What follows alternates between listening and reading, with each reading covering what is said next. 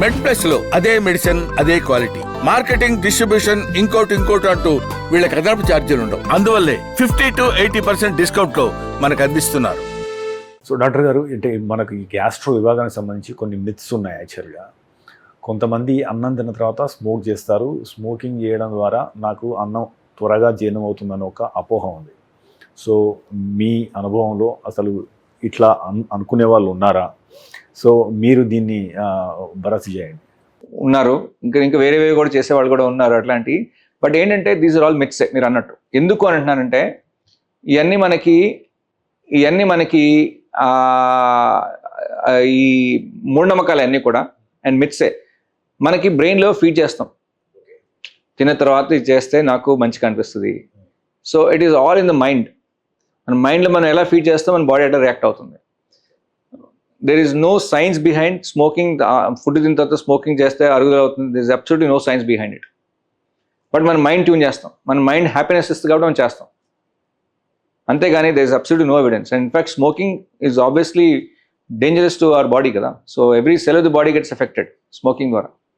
Smoking చేస్తే నాకు motion వస్తుంది, స్మోకింగ్ చేస్తే నాకు హ్యాపీనెస్ వస్తుంది, స్మోకింగ్ చేస్తే నాకు పేగులు కదలిక బెటర్గా ఉంటుంది. ఇవన్నీ మూఢనమ్మకాలు. అంటే ఇప్పుడు మీ గ్యాస్ట్రో విభాగానికి సంబంధించి మీ దగ్గరకు వచ్చే ఎక్కువ మిత్స్ ఏంటి? సో అంటే ఏ ఒక్క మిత్ ద్వారా వాళ్ళ యొక్క ఆరోగ్యాన్ని పాడు చేసుకుంటున్నారు టు ఎడ్యుకేట్? కామన్గా చెప్పేది ఏంటంటే మిత్స్ అంటే ఇప్పుడు ఫుడ్ మనం మాట్లాడుకుంటే ఫుడ్ ఇది తినకూడదా అది తినకూడదా అని వచ్చి అడుగుతుంటారు అన్నమాట. అదొకటి. రెండోది ఏది కాఫీ తాగచ్చా లేదా, డేంజరస్ అని అడుగుతారు. Coffee is absolutely safe provided you take only as a coffee. దాంట్లో బోల్డంత మిల్క్ కలుపుకొని దాంట్లో ఇంత షుగర్ వేసుకొని మన తేనెలాగా తాగే కాఫీ ఈజ్ నాట్ కాఫీ. అట్లా కాకుండా coffee is good for health. In fact this good evidence. In fact lot of the guide lines దాంట్లో కూడా కాఫీ సేఫ్ అనే చెప్తున్నారు. And it is recommended also. So coffee తాగడం సేఫే. అట్లాగే హెల్దీ డైట్ తినటం చాలా ఇంపార్టెంట్. అది ఇంకేమైనా మిత్స్ అంటే ఇంకేముంటారు, మోస్ట్లీ ఏ ఉంటాయి మా అడిగే దాంట్లో. సో డాక్టర్ గారు, అంటే మీరు గత 2 దశాబ్దాల పైగా ఈ రంగంలో ఉన్నారు. ఎన్నో ఆవిష్కరణలు చూశారు, ఎన్నో కొత్త పోకడలు చూస్తున్నారు. సో ఇప్పుడు రైట్ నౌ ఆర్టిఫిషియల్ ఇంటెలిజెన్స్ వచ్చిన తర్వాత ఇన్నోవేషన్స్ చాలా వేగంగా జరిగే అవకాశం ఉందని ఆలోచనలు వస్తున్న నేపథ్యంలో, సో మీ విభాగంలో వచ్చే 5 to 10 yearsలో ఏ అంశం మీద ఎక్కువ పరిశోధన నడుస్తుంది? ఏ ఇన్నోవేషన్ రావడం ద్వారా ఇప్పుడు ప్రస్తుతం ఉన్న రోగుల జీవితాల్లో విప్లవాత్మకమైన మార్పులు వచ్చే అవకాశం ఉంది? సో మీరు ఎక్సైట్గా ఎదురు చూస్తున్న ఇన్వెన్షన్స్ ఏంటి? ఏవి పైప్ లైన్లో ఉంది? Yeah, so very good question అండి. ఆర్టిఫిషియల్ ఇంటెలిజెన్స్ ప్రతి ఫీల్డ్ చాలా మారుస్తుంది. అలాగే గ్యాస్ట్రో కూడా చాలా ఎవాల్వ్ అవుతుంది. ఫర్ ఎగ్జాంపుల్ ఈ పాలిప్సే ఉన్నాయి. అంతకుముందు రోజుల్లో మనం కెమెరా వేసుకునేవాళ్ళం. సో ఫ్యూచర్లో ఏంటంటే క్యాప్సూల్ ద్వారా, అంటే మనం జస్ట్ క్యాప్సూల్ మింగితే అదే అని బొమ్మలు తీసుకొని ఇక్కడ పాలిప్ ఉంది, ఇక్కడ ఇది లేదు వీళ్ళకి అవసరం లేదు అలా డిటెక్ట్ చేసి అన్నీ వస్తున్నాయి. అట్లాగే పాలిప్స్ మన కళ్ళతో అప్పుడప్పుడు మిస్ అయినా అదే డిటెక్ట్ చేసి ఇక్కడ పాలిప్ ఉందని మనకి హైలైట్ చేయడం. సో అట్లా పాలిప్ హైలైట్ చేయడమే కాకుండా దాని సైజ్ ఎంత ఉంది, ఏ టైప్ ఆఫ్ పాలిప్ ఉంది అన్ని డీటెయిల్స్ చెప్పడం అనమాట. దాని ద్వారా మనకి క్యాన్సర్ రిస్క్ ఎంత ఉంటుంది, ఎంత లేదని. So we talk about more of a precision medicine, targeted treatment, precision treatments. So అట్లా మనకి పెరిగి వస్తున్నాయి మా ఫీల్డ్లో చూసే అడ్వాన్స్మెంట్స్. అలాగే లివర్ రీజనరేట్ అవడానికి, అంటే స్కారింగ్ అయిన తర్వాత కూడా రీజనరేట్ అయ్యే దాంట్లో రీసెర్చ్ చాలా నడుస్తుంది అన్నమాట. అది అట్లాగే మనకి అంటే ఇప్పుడు ట్రాన్స్ప్లాంట్ కాకుండా మనకి లివర్ సెల్స్ని మనం రీజనరేట్ ఎలా చేయగలుగుతాం అనే దాంట్లో రీసెర్చ్ చాలా నడుస్తుంది.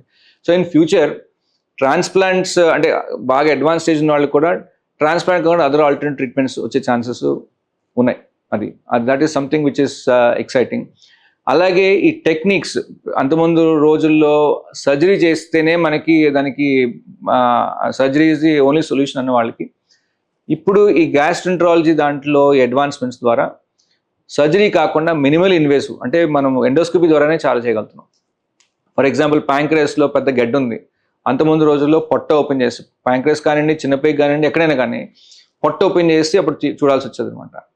ఇప్పుడు అలా కాకుండా మనం నోట్లో నుంచి కెమెరా వేసుకొని, కెమెరా ద్వారా మనం బయట అన్ని స్కాన్ చేసుకొని, కెమెరా ముందు అల్ట్రాసౌండ్ ఉంటుంది, సో ఇంటర్నల్ అల్ట్రాసౌండ్ లాగా స్కాన్ చేసుకొని పొట్ట బయట ఉన్న భాగాలన్నీ కూడా చూసుకొని అక్కడైనా ప్రాబ్లం ఉంటే దాన్ని శాంపుల్ తీసుకురావటము, డ్రైన్ చేయటము, కలెక్షన్స్ పెట్టడము, అట్లాంటి బోల్డ్ అని రకరకాల అడ్వాన్స్మెంట్స్ ఇన్ ట్రీట్మెంట్స్ కూడా, అంటే క్యాన్సర్ ట్రీట్మెంట్స్తో సహా అన్నీ మనం ఎండోస్కోపీ ద్వారా చేయగలుగుతున్నాం. So because we're looking at more of a minimal invasive procedures కాబట్టి దాంట్లో మనకి ఎక్కడ కట్ చేస్తే మనకి సేఫ్, ఎక్కడ కట్ చేయకూడదు, ఎక్కడ బ్లడ్ వెసల్ ఉంది, అవన్నీ కూడా ఆర్టిఫిషియల్ ఇంటెలిజెన్స్ తెలుస్తుంది అనమాట. So artificial intelligence will aid the doctor to help to have one smooth procedure, precision తోటి విత్ లెస్ కాంప్లికేషన్స్. సో దానికి ఆర్టిఫిషియల్ ఇంటెలిజెన్స్ బాగా ఉపయోగపడుతుంది. I think that is where the future.